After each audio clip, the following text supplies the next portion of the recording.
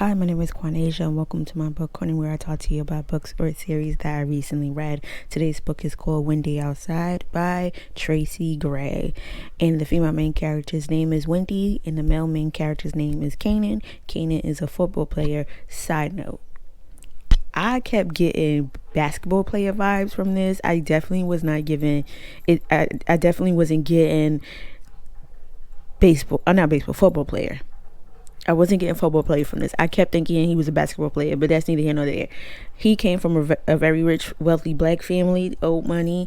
They're in the aviation field, meaning his daddy owns a private jet company, I believe, and his mama is a doctor, some type of doctor. I don't know. She works with the bones.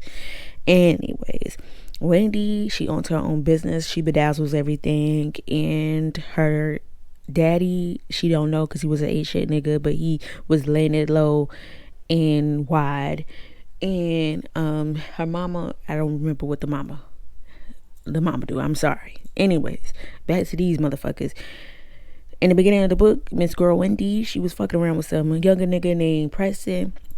He was just there to fuck on her, basically. That's what she was there for. She was there for a good time, not a long time, okay? She didn't see him as a relationship.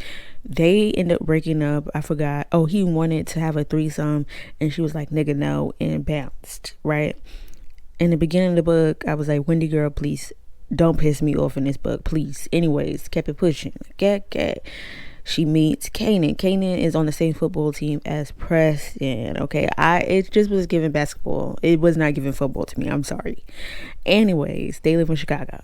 Okay. So boom. She starts seeing Kanan. He starts steering her every which way but loose. He tells her he really, really likes her. He introduces her to his daddy. He introduces her to his sister. I'm in the reps of this. I'm like, okay, she's taking pictures with this nigga. How is there no pictures being shown on the internet and Preston hasn't realized that she is with Kanan? Now, Kanan and Preston don't like each other. They're enemies, okay? They just happen to be on the same fucking team. But Preston really doesn't like him for some odd reason. Now, the real reason why he started fucking on Wyndi is because Kanan liked Wyndi. And to get Wyndi first, he started fucking on her. And he even admitted this in a book, that he started fucking on, like, I started fucking on you because Kanan showed interest in you.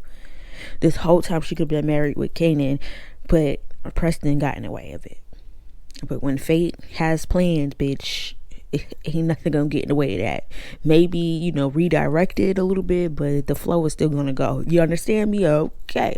So anyway, she's finally with Kanan. She finds out she's pregnant. Not by Kanan, though. It's by Preston. So she calls Preston, hey nigga, I'm pregnant. He's like, okay bitch, what you want me to do about it? Go get an abortion. I don't want nothing to do with it. She said, I bet. Left him, stopped talking to him, all of that, right? So now she's in the thick of it with Kanan. 2 times she stopped talking to him instead of having a conversation with it. Now, before she got with Preston, let me say this. Before she got with Preston, she was actually in a long-term relationship with some nigga she met in high school who actually has very bad mental illness going on, but he don't want to take his medicine. They didn't actually say what exactly he had going on, like schizophrenia or something like that. They didn't say what it was. They just said he had mental issues going on. So he was very abusive, not physically, but all the other ways, okay? So she had to leave him the fuck alone. Then she eventually got with Preston when it should have been Kanan. And then after Preston, she got with Kanan. She found out she was pregnant by by Preston. And then Kanan said, nigga, I don't give a fuck about you being pregnant by Preston. He said he don't want to be in a baby's life, so this is my baby. Then he tells her, listen, I had a dream. And the dream was me and the little girl was blowing kisses to me, and when I kept telling her to come near me, she wouldn't come near me, and he called the baby princess. And he said she looked like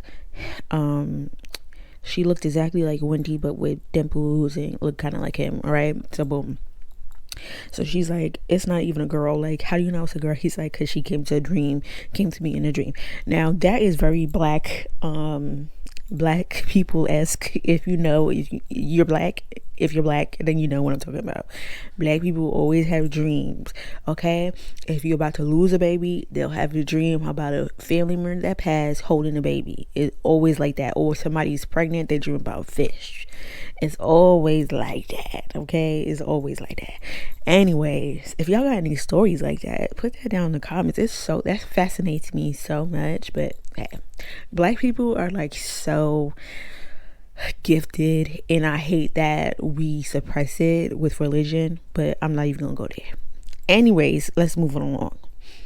They get into the relationship, sort of, kind of, but she had to learn how to communicate with him properly. She meets his grandmother. His grandmother's name was Georgia. Georgia don't really fuck with her like that and try to, basically disrespect her. And Kanan was like, listen, I understand you my grandma, but you could get popped in the mouth too, basically. So then his mama, she met his mother. His mama name is Bethany. Bethany also met her mama. I forgot what her mama name, Latoya. Okay, she also meets Latoya. They besties now. Anyways, Bethany tells her, like, honestly, truthfully, biologically, Kanan is not even my child. So Wyndi was sitting there like, oh shit, bitch, really? And she was like, yeah, girl. His father was spreading wide and laying it low, period.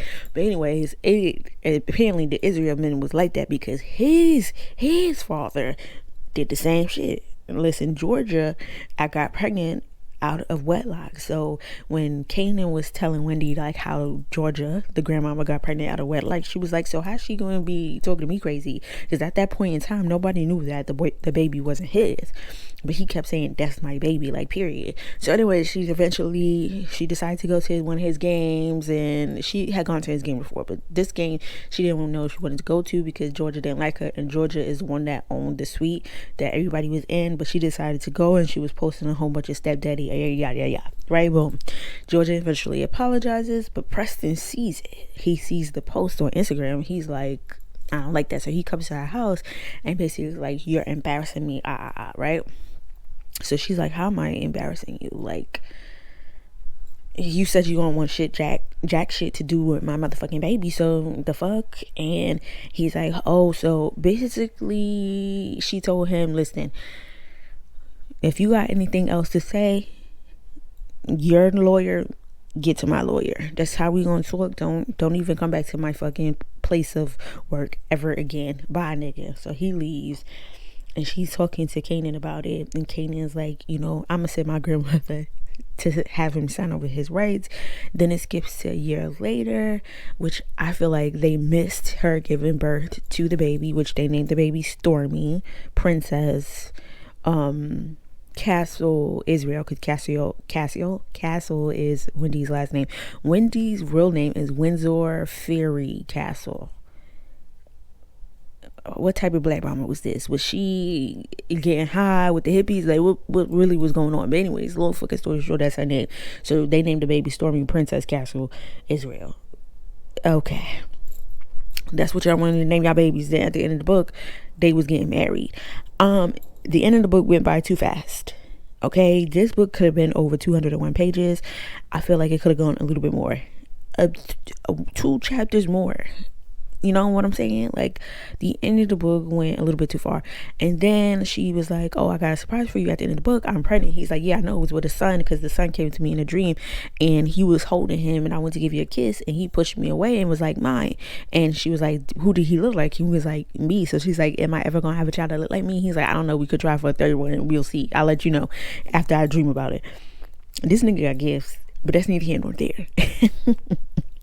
That was the end of the book. I feel like the end of the book was rushed. It could have been more going on in the last couple of chapters, but that's neither here nor there, because I really didn't give a fuck about week by week in the beginning of the book. I mean, stuff in the beginning of the book could have been, real quick and easy. In the end of the book, where the good stuff was happening, it should have been a little bit long, drawn out, like the conversation between her and Georgia, with Georgia apologizing, because that's what the fuck she should have been doing in the first fucking place. But anyways, that was the book. Wyndi Outside, girl. If you haven't read it, go ahead and read it, because I didn't tell y'all everything. And then come back and tell me what you thought of it. And if you have read it, girl, what did you think of it? Would you recommend it to other people? Anyways, y'all, if you could like, comment, and subscribe, bitch, I would appreciate it. Okay, bye.